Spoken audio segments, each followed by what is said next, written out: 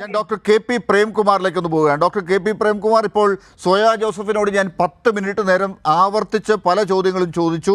അപ്പോഴൊക്കെ doctor soya ജോസഫിന് പറയാനുള്ളത് നീറുന്ന പ്രശ്നങ്ങളാണ് ചർച്ച ചെയ്യേണ്ടത്. കോഴിക്കോട് കടപ്പുറത്ത് രാഹുൽ ഗാന്ധി ഇതൊക്കെ പറഞ്ഞു. പൗരത്വ നിയമ ഭേദഗതിയെക്കുറിച്ച് ഈ പ്രകടന പത്രികയിൽ ഉണ്ട്, കണ്ടില്ലേ? 8-ാം പേജിൽ 22-ാം പേജിലൊക്കെ അത് സൂക്ഷ്മമായി നോക്കിയാൽ നിങ്ങൾക്കത് കാണാൻ സാധിക്കും. പിണറായി പറയുന്ന സത്യവിരുദ്ധ കാര്യങ്ങൾക്ക് മറുപടി പറയാൻ രാഹുൽ ഗാന്ധിയും കോൺഗ്രസും ഒന്നും ഇല്ല. ഇവിടെ പ്രാക്ടിക്കലായി നടക്കുന്നത് വേറെ കാര്യങ്ങളാണല്ലോ. ജനങ്ങൾക്കറിയാം കോൺഗ്രസിനെ എന്നാണ്. ഇത് മതിയോ?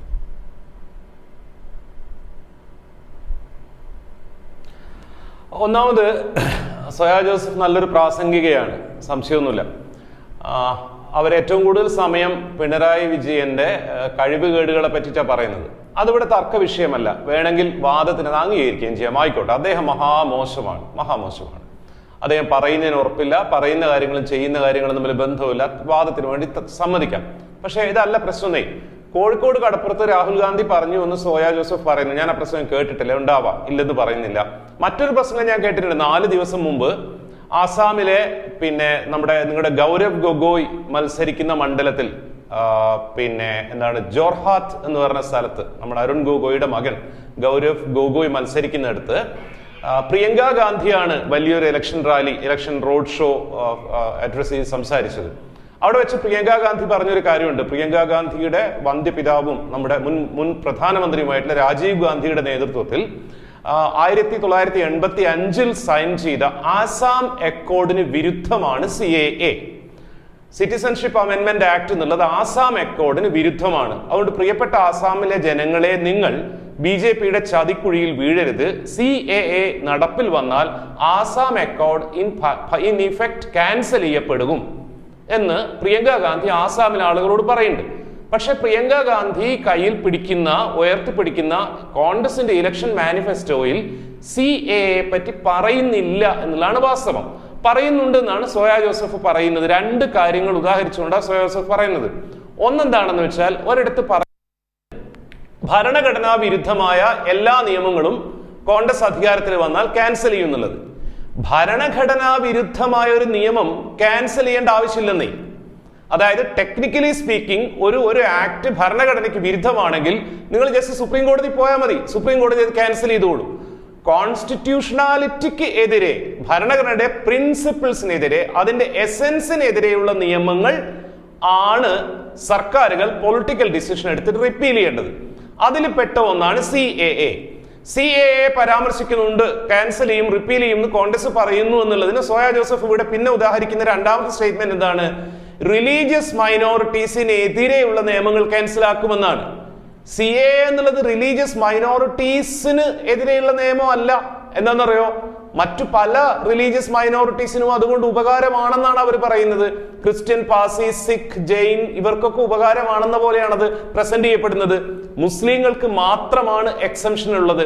അപ്പൊ നിങ്ങൾ ഈ ജനറൽ ആയിട്ട് പറയുന്ന റിലീജിയസ് മൈനോറിറ്റീസ് എന്നുള്ള ഹെഡിന്റെ കീഴെ CAA എന്നുള്ളത് വരില്ല. അത് മാത്രമല്ല സോയാ ജോസ്, നമുക്ക് വളരെ സ്പെസിഫിക് ആയിട്ട് പറയാം. വളരെ സ്പെസിഫിക് ആയിട്ട് നിങ്ങളുടെ വാദം ശരിയാവുമായിരുന്നു. നിങ്ങളുടെ ഇലക്ഷൻ മാനിഫെസ്റ്റോയിൽ ഇങ്ങനെ നിയമങ്ങൾ എടുത്തെടുത്ത് പറഞ്ഞില്ലായിരുന്നുവെങ്കിൽ. നിങ്ങൾ ഈ കോട്ട് ചെയ്യുന്ന സ്റ്റേറ്റ്മെന്റ്സിന് മുന്നേ കുറെ നിയമങ്ങൾ മെൻഷൻ ചെയ്യുന്നുണ്ട്. ആ ഓരോ ആക്ടിലും അതൊന്നും ഭരണഘടനാ വിരുദ്ധമായത് കൊണ്ടല്ല, ഭരണഘടനയ്ക്ക് അനുകൂലമായിട്ട് ഇപ്പൊ നിലനിൽക്കുന്ന നിയമങ്ങളിൽ കോൺഗ്രസ് അധികാരത്തിൽ വന്നാൽ എന്താ ചെയ്യാന്ന് കൃത്യമായിട്ട് പറയുന്നുണ്ട്. 6-7 നിയമങ്ങൾ കൃത്യമായിട്ട് പറയുന്നുണ്ട്. ഫോറസ്റ്റ് റൈറ്റ്സ് ആക്ട് ഇംപ്ലിമെന്റ് ചെയ്യുമെന്ന് പറയുന്നു കോൺഗ്രസ്. SC/ST ആക്ട് എൻഫോഴ്സ് ചെയ്യും എന്ന് പറയുന്നുണ്ട്. മാനുവൽ സ്കാവെഞ്ചിങ് ആക്ട് സ്ട്രിക്റ്റ് ആയിട്ട് ഇംപ്ലിമെന്റ് ചെയ്യും എന്ന് പറയുന്നുണ്ട്. PESA act, panchayat and scheduled act എന്ന് പറഞ്ഞ സാധനം എൻഫോഴ്സ് ചെയ്യുന്നുണ്ട് പറയുന്നുണ്ട്. പിന്നെ ഇപ്പൊ പുതിയ കാലത്തെ പുതിയ പൊളിറ്റിക്സിന്റെ ഒക്കെ ഭാഗമായിട്ടുള്ള rights of persons with disabilities act അത് എൻഫോഴ്സ് ചെയ്യുന്നു പറയുന്നുണ്ട്. MWPSC ആക്ട് ഉണ്ടല്ലോ, അതായത് സീനിയർ സിറ്റിസൺസ് പാരന്റ്സ് ആക്ട്, അതിൽ ചെറിയ ചെറിയ പ്രശ്നങ്ങളുണ്ട്, അത് അമെൻഡ് ചെയ്യുമെന്ന് പറയുന്നുണ്ട്. ഈ ആക്ടുകളൊന്നും തന്നെ ഓൾ ഇന്ത്യ തലത്തിൽ ഇത്ര ഭീകരമായിട്ട് ചർച്ച ചെയ്യപ്പെടുന്ന ആക്ടുകളല്ല. അതെല്ലാം ഈ ഇലക്ഷൻ മാനിഫെസ്റ്റോയിൽ ഉണ്ടെന്നിരിക്കെ CAA മാത്രം ഇല്ലാതിരിക്കുക എന്നുള്ളതിൽ അസ്വാഭാവികതയുണ്ട്. അതുകൊണ്ടാണ് ഇന്ന് മുഖ്യമന്ത്രി പ്രസംഗത്തിൽ പറഞ്ഞത് ഒരു പത്രത്തിൽ ദ ന്യൂ ഇന്ത്യൻ എക്സ്പ്രസിന്റെ ഡൽഹി കറസ്പോണ്ടന്റ് ആയിട്ടുള്ള മലയാളിയായിട്ടുള്ള പ്രീത നായരാണ് റിപ്പോർട്ട് ചെയ്തിരിക്കുന്നത്. അവർ പറയുന്നത് ഡ്രാഫ്റ്റ് കമ്മിറ്റിയിൽ ഉണ്ടായിരുന്ന സോഴ്സസിൽ നിന്നാണ് അറിഞ്ഞത് എന്നാണ്. നമ്മൾ അതിനെ പൂർണ്ണമായിട്ട് വിശ്വസിക്കേണ്ട ആവശ്യമില്ല, പത്രവാർത്തയാണ്. പക്ഷേ അത് വിശ്വസിക്കാൻ തോന്നുന്നത് മുഖ്യമന്ത്രി പറയുന്നത് പോലെ കോൺഗ്രസ് പോലുള്ള ഉത്തരവാദപ്പെട്ട ഒരു പാർട്ടി CAA-ക്കെതിരെ നിലപാടെടുക്കുന്നു എന്ന് ഭാവിക്കുന്ന ഒരു പാർട്ടി, സോയ പറയുന്ന പോലെ കോഴിക്കോട് കടപ്പുറത്ത് വെച്ച് രാഹുൽ ഗാന്ധിയും ആസാമിൽ വെച്ച് പ്രിയങ്ക ഗാന്ധിയും ഓൾമോസ്റ്റ് സിമിലറായ സ്റ്റാൻഡ് എടുക്കുന്ന സമയത്ത് സോയെ പോലുള്ള ആയിരക്കണക്കിന് കോൺഗ്രസ് പ്രവർത്തകർ CAA-ക്കെതിരെയുള്ള പരിപാടികളിൽ പ്രസംഗിച്ചിട്ടുള്ള ഒരു പാർട്ടി CAA എന്നുള്ളത് ജനാധിപത്യ വിരുദ്ധമാണെന്നും ഇന്ത്യയുടെ കോൺസ്റ്റിറ്റ്യൂഷന് വിരുദ്ധമാണെന്നും ഒരു മോഡേൺ സൊസൈറ്റിക്കും അംഗീകരിക്കാൻ പറ്റാത്ത കാര്യമാണെന്നും ബോധ്യമുള്ള ആയിരക്കണക്കിന് കോൺഗ്രസ് പ്രവർത്തകരുള്ള ഒരു കോൺഗ്രസ് പാർട്ടിയുടെ പ്രകടന പത്രികയിൽ CAA എന്ന് മെൻഷൻ ചെയ്യാതിരിക്കുന്നത്, സ്പെസിഫിക് ആയിട്ടും പ്രധാനമായിട്ടും പറയാതിരിക്കുന്നതിൽ ഒരു വലിയ തട്ടിപ്പുണ്ട്. അത് നിങ്ങൾ എത്ര പിണറായി വിജയനെ കുറ്റം പറഞ്ഞാലും, എത്ര CPM-നെ കുറ്റം പറഞ്ഞാലും, ഈ ഒഴിവ്, ഈ വിട്ടുപോയത് ബോധപൂർവമായി ഇത് ഡിലീറ്റ് ചെയ്തതിന് നിങ്ങൾക്ക് മറച്ചു വെക്കാൻ പറ്റില്ല. അത് എന്തുപോലെയാണെന്നറിയോ? മറ്റൊരു സിമിലറായ ഉദാഹരണം നോക്കൂ നിങ്ങൾ. എന്തിനാണ് കൊടി ഉപയോഗിക്കുന്നത്? ബലൂൺ കെട്ടിയാൽ പോരെ?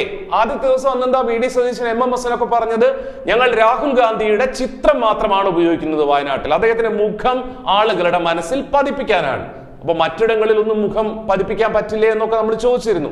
വയനാട്ടിൽ ഒരിടത്ത് മാത്രം മുസ്ലിം ലീഗിന്റെ കൊടി ഉപയോഗിക്കില്ല, അതിന് പകരമായിട്ട് കോൺഗ്രസിന്റെ കൊടി ഉപയോഗിക്കില്ല, വയനാട്ടിൽ മാത്രം എന്നാണ് ലീഗുകാരെ വിശ്വസിപ്പിച്ചിരുന്നത്. അടുത്ത ദിവസം നോക്കൂ നിങ്ങൾ, കണ്ണൂരിൽ UDF-ന്റെ പരിപാടി നടക്കുന്നിടത്ത് ലീഗിന്റെ പച്ചക്കൊടി വീശുന്നു, അയാള് ആരൊക്കെ വന്ന് പറഞ്ഞിട്ട് ഇറങ്ങി പോകുന്നത് കാണുന്നു. ഇന്ന് വാർത്തകൾ വരുന്നു മലപ്പുറം ജില്ലയിൽ നോക്കണം നിങ്ങൾ, മലപ്പുറം ജില്ലയിൽ പച്ചക്കൊടി വീശിയെടുത്ത് KSU-ന്റെയും MSF-ന്റെയും പ്രവർത്തകർ തമ്മിൽ തല്ല് നടക്കുന്നു. പച്ചക്കൊടി ഉപയോഗിച്ചാൽ അത് പാകിസ്ഥാന്റെ കൊടിയാണെന്ന് പറഞ്ഞ് സംഘപരിവാർ പ്രചരണം നടത്തുമെന്നുണ്ടെങ്കിൽ, അതിനെ നേരിടാൻ കെൽപ്പില്ലെങ്കിൽ എങ്ങനെയാണ് ഈ പൊളിറ്റിക്സ് മുന്നോട്ട് കൊണ്ടുപോകാൻ പറ്റുക? എങ്ങനെയാണ് നിങ്ങൾക്ക് ഇത്തരം ഇഷ്യൂസ് അഡ്രസ് ചെയ്യാതെ മുന്നോട്ട് പോകാൻ പറ്റുക എന്നുള്ളതാണ് പ്രശ്നം. പിണറായി വിജയൻ നല്ല ആളാണോ മോശക്കാരൻ ആണോ അല്ലയോ എന്നുള്ളത് അല്ല വിഷയം.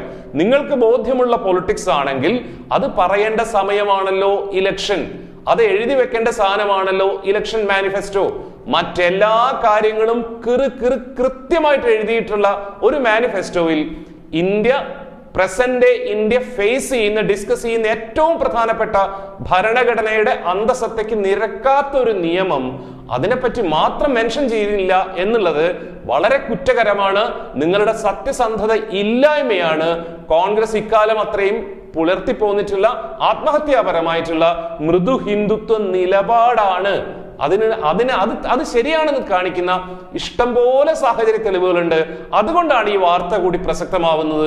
അല്ലാതെ ദേശാഭിമാനിയിൽ വന്ന വാർത്തയോ പിണറായി വിജയൻ ഉണ്ടാക്കിയ പ്രസ്താവനയോ കൈരളിയിൽ വന്ന വാർത്തയോ അല്ല. ദ ന്യൂ ഇന്ത്യൻ എക്സ്പ്രസിൽ വന്നിട്ടുള്ള വാർത്തയാണ്.